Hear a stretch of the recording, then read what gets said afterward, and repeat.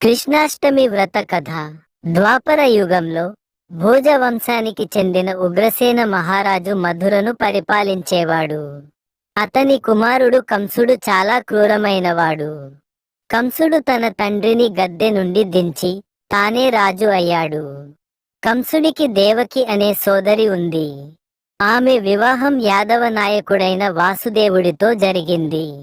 వారి వివాహం అయిన తర్వాత కంసుడు తన సోదరిని, ఆమె భర్తను రథంపై వారి అత్తవారింటికి తీసుకువెళుతున్నాడు.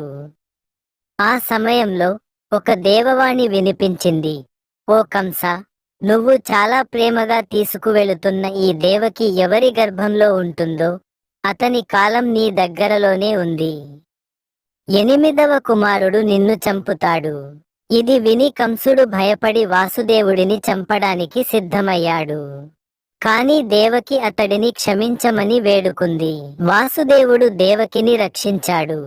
కంసుడు వాసుదేవుడికి తన పిల్లలను అప్పగిస్తానని వాగ్దానం చేయగా అతడు దేవకిని విడిచిపెట్టాడు. కాని కంసుడు వారిని జైలులో ఉంచాడు. దేవకికి జన్మించిన 6 పిల్లలను కంసుడు చంపేశాడు.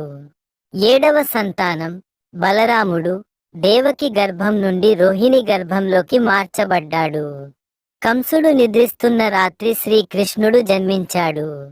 వాసుదేవుడు ఒక బుట్టలో కృష్ణుడిని ఉంచి ఉప్పొంగుతున్న యమునా నదిని దాటించి నందుడి ఇంట్లో యశోద వద్దకు తీసుకువెళ్ళాడు. అక్కడ జన్మించిన ఆడపిల్లని తీసుకొని తిరిగి జైలుకు వచ్చాడు. కంసుడు ఆ ఆడపిల్లని చంపడానికి ప్రయత్నించినప్పుడు ఆమె అతని చేతి నుండి జారిపోయి దేవతగా మారి, ఓ కంస, నిన్ను చంపేవాడు వేరే చోట పెరుగుతున్నాడు అని చెప్పింది.